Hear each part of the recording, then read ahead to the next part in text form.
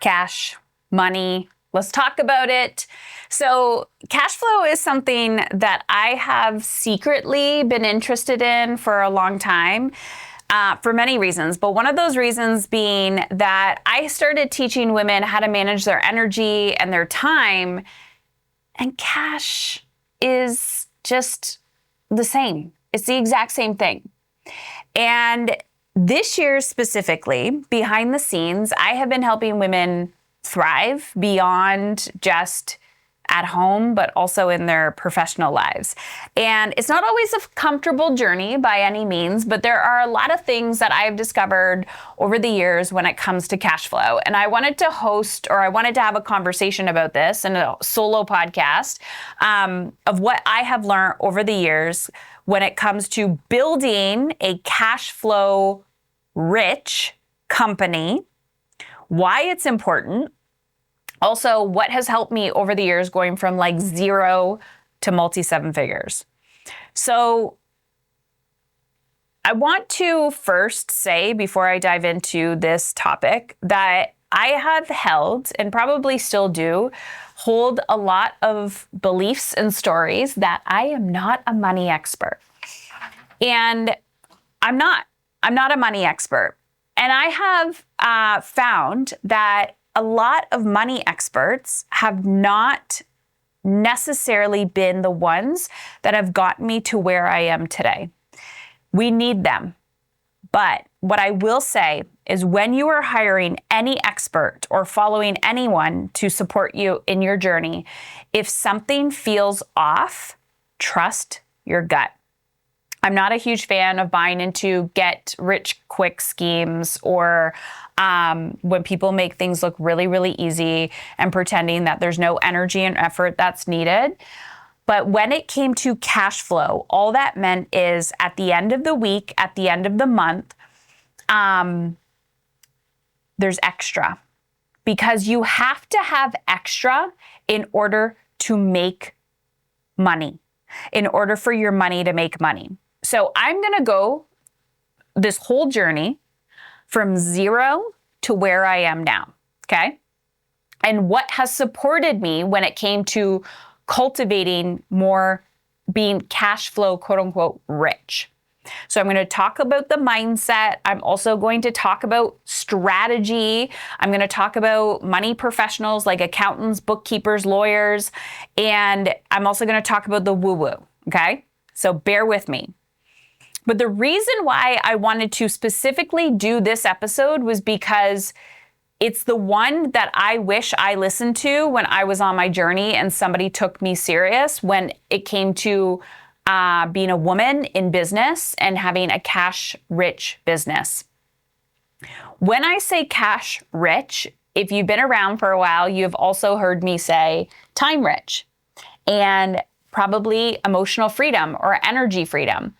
And you have to understand that if you have a cup and the cup is running over, the extra is the richness. I'm not talking about being rich. I'm talking about the feeling of richness, the feeling of extra when you feel secure and your nervous system is calm. In order to get to that place, you don't just need shit tons of money in your bank account, okay? You also need to feel time rich and you also need to feel energetic richness, because if you don't feel all three of these resources, you will have shit tons of money in your bank and you will be living in lack and scarcity. You probably are going to have panic attacks and you're gonna be like, there's never enough time, there's never enough time. You are going to be missing so many precious moments with your family. You're never gonna take care of yourself mentally or physically. And probably emotionally, you are a basket case right now. So you can have extra in any of these areas. You can have all the time in the world and have no money. I'm telling you right now, when you're flowing in all three areas, okay? And it takes time, it takes energy, it takes consistency. When you're flowing in all three areas, this is where you become to feel rich in your life, because you're like, I can take a deep inhale, I can take a deep exhale, I can breathe, and I can give back. I can make a bigger impact with my time, with the extra time that I have, with my extra energy, not just physical energy, but mental, emotional, spiritual energy. And you can give back, of course, with your money, and you can then go to wealth building, where you can learn how to get your money to make money for you. All right. So when I got into this journey, you're going to see me time, energy, money. When I got into this journey, I was broke. My husband and I were living paycheck to paycheck, which was traditional. That was normal. It was normal not to have a lot, okay? And I was told by all the stories that I was told, like I grew up in a trailer park. I had kind of two sets of dualities. My parents were divorced. And so my mom and I lived in a trailer park. My mom worked in a factory, worked her ass off in a factory. My dad was an entrepreneur and a business owner, and lived two completely different lifestyles. Regardless, we all hear these money beliefs, right? And my husband worked a 9-to-5 job, and I say 9 to 5, but it was probably more like 6 a.m. to 6 p.m. job, worked his ass off. And at the end of the day, he was on a salary job. When he divided how many hours he was working, he was making peanuts. So I knew our life was not sustainable. I knew that where we were going to go in the future, I could not live like that. And we had more kids, and I was just like, what the hell? Like literally beans and rice, okay? But here's the thing. I desired a bigger future. And because I desired a bigger future, that included making more money so that we could infuse making more money into our life with time, with energy. I got into personal development because parenting was my first trigger. But when I got into parenting, I wanted to learn how to feel like I was the best parent possible, okay? Because I saw my son, I had one at the time, then I had two, then I had three, and what I realized is I needed to be resourced. So this is where I talk a lot about helping women become well-resourced. I do not believe that having just enough is healthy or sustainable. So it's a little bit of a chicken or the egg situation, because it will take you years. And I'm not here to sell you on anything that it's a get rich quick. It is not. You have to be committed and you have to be consistent, and you are going to fail more times than you would like to admit to yourself to live a rich life, to live a cash flow life, to live an abundant life. But if you are committed to the process, you are committed to asking for help, you are committed to reinvesting in yourself, you will get there 100%. So, first time, I was investing in time and energy management. I wanted to energetically figure out how to become emotionally intelligent. I wanted to figure out how to become less emotionally reactive to my kids. And I wanted to figure out how to create quality connected time with my children. And so I went down the personal development route, found conscious parenting, diving into that world. Okay. Then I become the person that I went to school for. I went and got the 4-year degree, became a social worker, got the pinnacle social work job, checked the box, and my soul was saying to me, oh my God, not this. There's no way in hell you can stay here for 30 years. And I was looking around and I'm like, how do people think this is sustainable? Like, there's absolutely no way that I want to be here. Trust your fucking gut. Trust your instincts. Trust when your soul is literally saying to you, there's no way I can stay here. That is a symptom. Listen to it. Do not abandon it. So then I started financially investing in coaching. I hired my first business coach for $1,000. At the time, listen to me when I say this. At the time, I had $0 on my credit card. I had to use my quote unquote husband's credit card, and I could not afford $1,000 investment. I asked for a payment plan. It was like $300 and something times 3. And I remember having that first conversation with my husband. There was no language of cash flow in my mind at that time. No language. When I had that conversation with my husband, I was like, I need to make this investment because if I don't, I see a divorce in our future. If I don't make this investment, shit's gonna hit the fan. I can feel it and I don't want that life. So I made the investment. I put in the time and the energy. I'm gonna repeat that again. I put in the time and the energy, AKA I took action on the investment that I made, on the financial investment. And I learned a lot. And I made $0 from that investment. I learned a lot and I made $0 from that investment. So I invest again. Now, it's not a $1,000 investment, it's a $10,000 investment. $10,000 investment that we still did not have. And I want to be incredibly transparent with you that at this time, we had 2 children. I was working in my job. My husband was working. We were at max capacity with our debt. And I think we were going to get married that year. So I don't even know if we had our second child then. Oh, no, we did. I don't think we had the third one yet. And now I am investing in a $10,000 program. I don't know how I'm going to pay for it, but I swiped the credit card. And at the time, I had the only way was up. Let's just call that. There was no back door.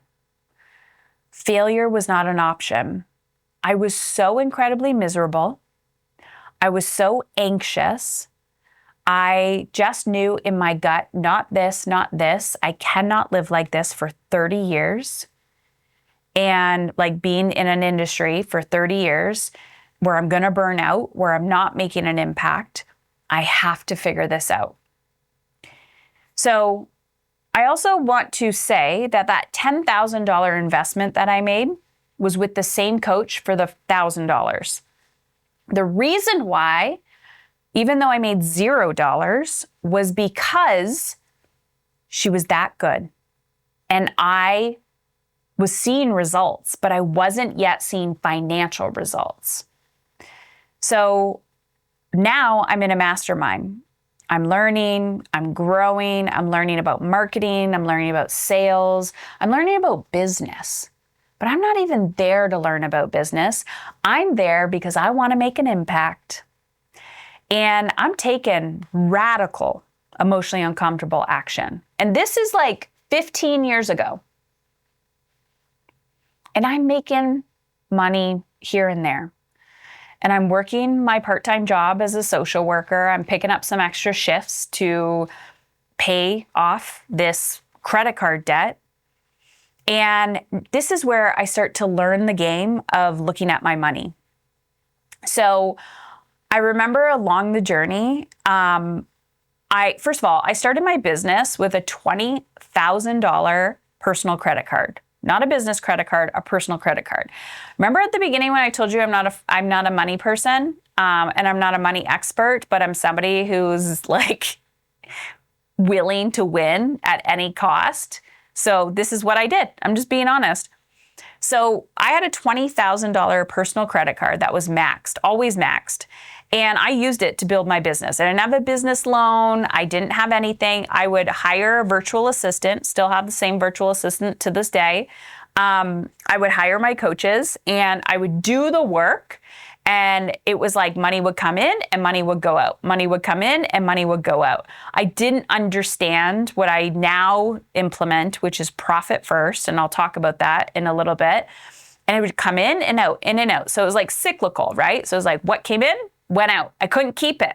Couldn't figure out how to keep it. So my credit card was always maxed. And I had this brilliant idea.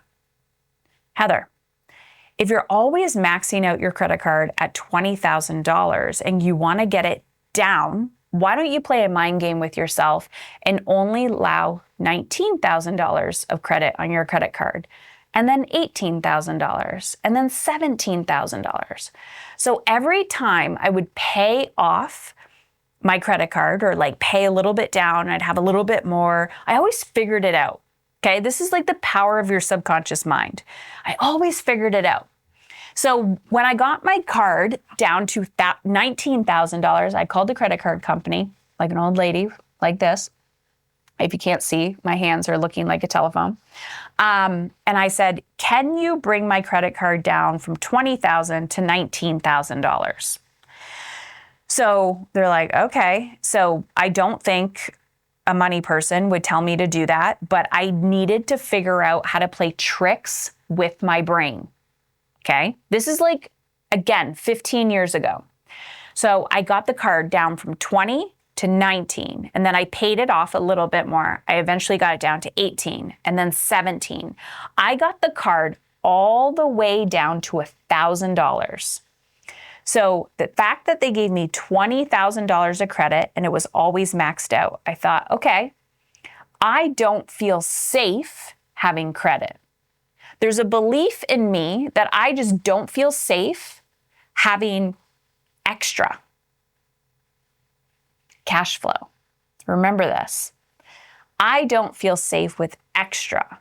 My body doesn't feel safe with extra. My brain doesn't feel safe with extra. I need to figure out how to feel safe with white space. White space on my calendar, white space on my credit card. So I started chipping it away, got it down to $1,000. And I was like, I have a $1,000 credit card. I am only allowed to invest $1,000 and pay it off. And here's what I did. So I started making more money.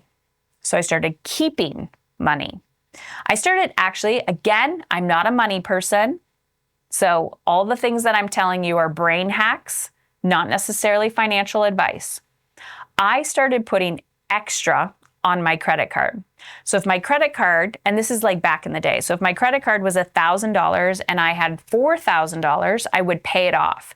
Now, mind you, that extra money that you have on a credit card I don't actually think they'll let you do this anymore, but that is not insured. So if somebody actually took my credit card or like screwed me in some capacity, I wouldn't have been insured for that extra money. But here's the thing. I started having bigger and bigger bills that I had to pay for my business. I had team. At this point, I started having team. I started having coaches like that were thousands of dollars a month. And so I had one credit card and I had to figure out how to pay them. So I had the cash, but now I'd put more on the card so I could pay it off. In hindsight, would I have done things differently? I don't know. That's where I was. That's what I did. Once I felt safe, I called the credit card back up and I said, please give me more credit. So I then started getting my credit card bigger and bigger. I think I got it up to like $5,000, but I was paying it off every month. I trained my brain and my body that it was safe to have money. It was safe to have credit. Nobody taught me this strategy. I had to teach it to myself. And part of the teaching was me saying, what do I need to do to make myself really uncomfortable so that I can keep these things? This is part of energy management. I tell people this all the time. Like, what uncomfortable container of space do you need to put yourself in order to grow? And sometimes you actually do need to invest in a emotionally uncomfortable container of space. When people are coaching with me, it's incredibly uncomfortable. It costs a lot of money. It's a high quality investment, but you better bet that you better show up as well. And if you swipe your credit card and don't do the work, then you have to train yourself to invest in things and to show up for things. So I'm always asking myself, especially as I grow as a person, who do I need? What type of accountability do I need to have the breakthrough that I want to have? And in this instant, it was about money and cash flow. So we're going to put the credit card situation aside. I need to grab some water. We're going to put the credit card situation away for a sec. Once I started playing those brain tricks on me, now again, you have to understand, I get it. Money is stressful, especially when you're a business owner and people are like, I can't. You're always stressing about money. You're like, I don't know what to do. And I'm like, calm your fucking tits. You got to figure this shit out. If you don't figure this out, you're never going to feel rich. You're never going to feel like you have enough. You're never going to feel like abundant. It's a feeling, right? You need to learn the emotional energy management. Now, fast forward, figure out the credit card thing, okay? My credit cards are always paid off. And if they're not, it's a backup plan. Now, in the business, profit first. If you are not familiar with profit first, I want you to run, not walk, to your local bookstore, to Amazon, and you are going to buy Profit First. It's by Mike Michalowicz. You are going to not only buy the book, you are going to download the audio version of the book. You are going to read every chapter of that book. And if you don't want to read every chapter, you're going to go back from every chapter. This is what I did. You're going to go to the end of every chapter and there's like one page that's like the action items from that chapter. You are going to take action from every single one of those chapters and it will change your life for free or $20 for the book. Now, I never hired a Profit First professional. I don't even think I read the whole book from front to back. But what I will tell you is I was determined to thrive. I was determined to get a good night's sleep. And I am the type of person that will implement shit when I know it's going to get me out of pain. I can't tell you how many times I've recommended that book to people and they've said, oh, I need to get to that. I need to read that book. Oh yeah. And I'm like, oh, by the way, I also gave you my step-by-step SOP, like literally the one-page SOP that I do every single month when I'm doing my Profit First allocations. I've taught you a module. You've shown up to a live class. I don't know what else to tell you. Until you are ready to be profitable, you won't do the work. Cash flow is a choice. I don't think it has anything to do with economy. I don't think it has anything to do with your situation. I think I do want to correct myself that I think it's a journey. And that you may not, depending on what type of business you're in, where you're like at in business, it may take you multiple years to get out of a shitty situation. But I cannot tell you, I've never seen somebody who is in a crappy cash flow situation who actually implemented what they were supposed to do, not become cash flow rich. If you implement the work that you were supposed to do, if you have the uncomfortable conversations, and most likely face your uncomfortable feelings, you will become cash flow rich in your business. And I'm using the term rich, positive, whatever the hell you want. You will get to the other side, but you will cry a lot.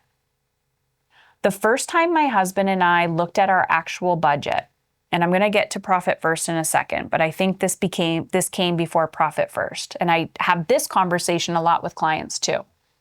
The first time my husband and I actually looked at our budget, I cried. You could probably go on ChatGPT today and say, my husband and I are sitting down for the first time. We're both money avoidant, or he's money avoidant and I am this. Can you please give us a step-by-step guide? We're about to have our first money conversation, our first money date. Utilize AI to co-create with you. It will give you a step-by-step. It will give you the conversations you need to have. Anyways, my husband and I sat down with a budget sheet that we printed off the internet. And we opened up our Visa statements. We opened up our bank account statements, like our debits. And line by line, pen to paper, he read off every single item that I purchased for the last 90 days, and I did the same for him. And every single item, so I would sit there with pen and paper, and he would list it off. So he'd be like, coffee shop, $2.50, coffee shop, $3.60, coffee shop, blah, blah, blah, groceries, this. Every single time we did this, I put it in a bucket. So I had a piece of paper. And if you can see this, if you're watching it on YouTube, I have a journal in front of me and the piece of paper. And I had a pen and I wrote lines down the paper, and there was squares. I don't think you can see it on the video, but there was squares, there was buckets, and every single item I would put food. And then I would put just the date. So like, remember, this was 3 months, okay?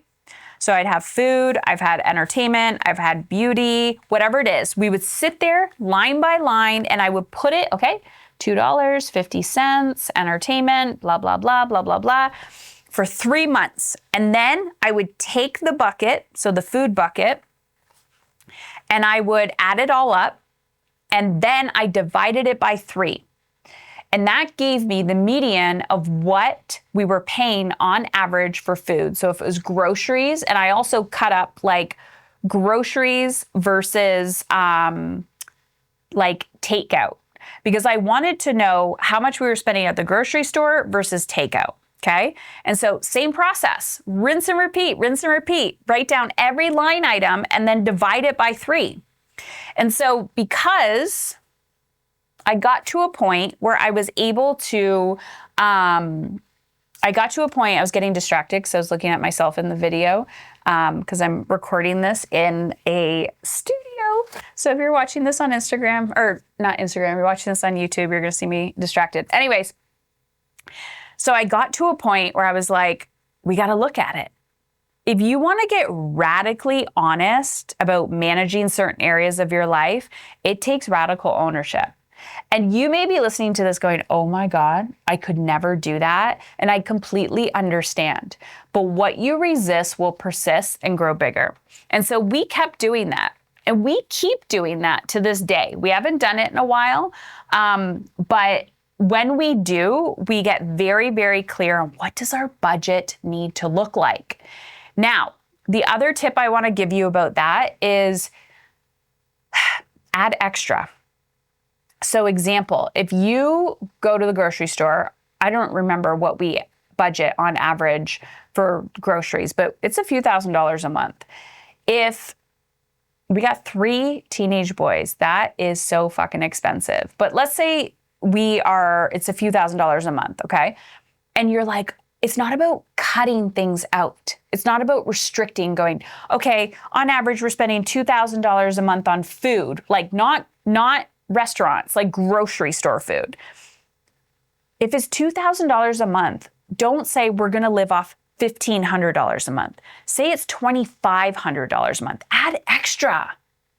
This is where you then don't become restrictive. This is where you get to live in abundance. This is where you don't have to be like on beans and rice. Now, I'm not talking, you might say, well, Heather, that's nice. You have the ability to do so. Yeah.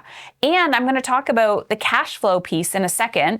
But moving on from that, budgeting is in that journey, my husband and I got super crystal clear on what was working and what wasn't working. If you want marriage counseling on steroids, just put a money date on your calendar every single week and do that with your partner. And you will cry and cry and cry. You will learn communication like super fast, super fast.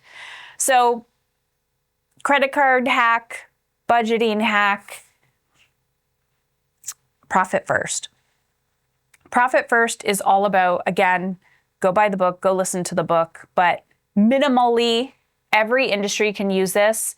Every industry will have to do it differently. I've helped some of my clients implement it. You have 5 core bank accounts. Again, go read the book. You'll figure out what the bank accounts. This is not like a podcast on helping you implement profit first. I'm just telling you, use it as a resource. But my point is, you're doing profit first. You are allocating every week, if you have to, how much you're paying yourself by percentage. So if you have $100 and there's certain percentages, you're allocating your percentages, you're putting them in every bank account. What Profit First gave me was to realize, oh, I have money saved. I have profit saved. I have operating expenses saved up. And it wasn't just this big pool of something and you're taking and taking and taking and taking and there's nothing left over. Profit First allowed me to sleep better at night. It allowed me, as the sole income cash earner that was generating the revenue, especially once my husband left his job and I was all on me, to have less panic, to sleep better at night, to take radical responsibility for how I wanted to feel, to have incredibly emotionally uncomfortable conversations with my husband, and for me to take radical ownership for my business and the life and the impact I wanted to make. It's allowed me to give back so much more to my team, so much more to my community, and to have extra and be healthy. Now, let's talk about making money. I would say 9 out of 10 times what I see is women in general are not generating enough money in their business because they are undervaluing their products or services and they are giving too much away. Every single time I talk to a friend, a colleague, someone about this, especially people who help people make money,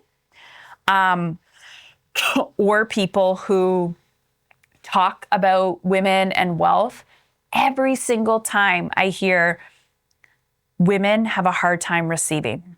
Women have a hard time receiving. And it's true. We have a very difficult time receiving. And I sit with my discomfort of receiving on a daily basis. It's not completely healed. I am not some magical unicorn. But what I have learned over time is having people around me that I deeply trust. So when I'm about to make an emotionally uncomfortable decision, like increasing my prices, and someone gives me pushback on that, or they don't like it, or they're like, it's too much money, or it's not enough, or I have to say, is this true, or is this a me issue? And every single time they say, this is you trying to rescue other people, Heather. I care so deeply about people, almost to a fault. And I have had to learn within myself that having extra does not mean I'm a bad person. Having extra time, having extra energy, and having extra financial resource. This has allowed me to provide a podcast for free, to write a book where you can have access to my coaching information, to provide free resources to people, speaking, all the things. But when I got radically honest with myself and I said, what is the work that I want to do in the world where I get to receive financial compensation? It was an immediate, high value support. I don't want to provide cheap DIY courses that people are never going to open and download. I mean, you can have them for free on my website. I wanted to provide high touch, high quality, where it challenged people and it rocked them to their core. Because when I go back to that version of myself, where I was paying that first $1,000, it challenged me. We did not have a lot. We were living paycheck to paycheck, and it forced me to look in the mirror and to say, Heather, what are you going to prioritize? And for years, we didn't go on family vacation. For years, I actually understood how I was like, how do people say they don't have money? And then like, how do they put so much shit under the Christmas tree? Like I physically did not understand. How come that person just told me she couldn't afford $100, but now they're going to Disney? Like I just couldn't get it. And I realized people value what they prioritize. Let me say that again. People value what they prioritize. And people will show you what they value based on where they invest their time, their energy, and their financial resource. And I used to hear this. I used to hear people say this. I was like, you don't get it. You don't understand what privilege is and oppression. You don't understand the people who have nothing. I'm not talking to those people. Let me be clear. I am not talking to those people. I am talking to the people who are listening to podcasts because you want to become a better version of yourself. I am talking to the people who are making an income. I am talking to the people who have car payments. I am talking to the people who spend useless shit on Amazon. And I am talking to the people that buy crap that they don't need because they are deeply trying to solve a problem with material items, or they are trying to run away from their problem. Those are the people I'm talking to. The people who cannot even fathom what I am explaining are being helped by people who have opportunity to grow. So there's a big difference. Big, big, big difference. And the reason why I get so fired up about this conversation is because it's so easy to buy into the belief I can't afford it.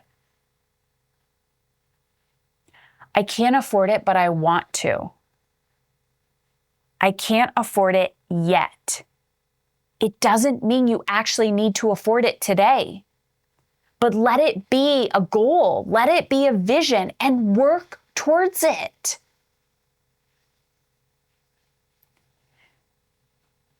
Everything that I have talked about today on this episode has been one little drop in a bucket. And I can't even tell you, if I was listening to the version of myself today, when I started this journey, I would be like, that bitch doesn't even know what she's talking about. There's no fucking way I will ever get there. But the reality is, if you become relentless and you just don't quit, you can become cash flow rich. And when you become cash flow rich, you then go to the next level. And the next level is learning the skill to allow your money to make money. And so many people are like going from 0 to 60 when they haven't even learned how to manage $1. And I hear this all the time when women come to me and say, I need to make money, or I need to make more money. I want to start a course. I want to create a course. And I'm like, why? Well, then I can scale my time and I can have more money and I could da-da-da-da. And I'm like, but you don't even know how to manage your time and energy now. Do you want to just go and create shit? Because go and create a course. But creating a course and marketing a course and selling a course are two different things. Learn to manage a dollar. Learn to have white space on your credit cards. Learn to pay off your credit cards every month. Learn to have extra money sitting in your bank account and not trying to give it all away. Learn to open your fucking bank accounts and look at them. Learn to ask for help. Also learn how to be a beginner. Another tip before I wrap this up is I can't tell you how many times, and this is another reason why I'm starting to talk about money in 2025. I have been so annoyed that there's this gated community where men can have money conversations with each other, but women can't. And then I was always like, am I alone? Am I alone here? Why am I the only one that doesn't know how to have a profitable business? Why am I the only one who doesn't know how to pay off my credit cards every month? And I just started asking these questions. And I started asking, how do I invest? How do I become an angel investor? How do I have a retirement plan as a business owner? How do I have my version of a pension so that I'm not always mentally wanting to run back to a 9-to-5 and golden handcuffs? What do I do for benefits? What do I do if I get cancer again? What's going to happen when my mom gets sick and I'm her only child? So, when I get annoyed, when people are not willing to have these conversations with me, I open my door and have those conversations with you. And there's such a correlation between managing your energy, managing your time, learning to receive, and being cash flow rich. And in 2025, I am determined to help women become resourced, not just with time, not just with money, but energy as well. Because I truly believe a well-resourced woman, she's the one that's going to save the world.